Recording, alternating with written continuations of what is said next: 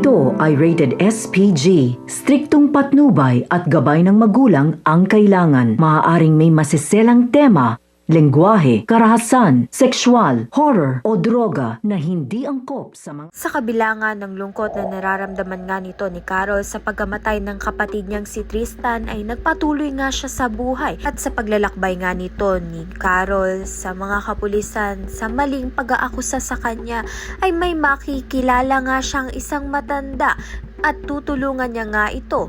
Lingid nga sa kalaman nito ni Carol ay ito na nga ang babago sa kanyang buhay dahil nang matulungan niya nga ang matanda ay hindi niya nga alam na mayaman nga ito.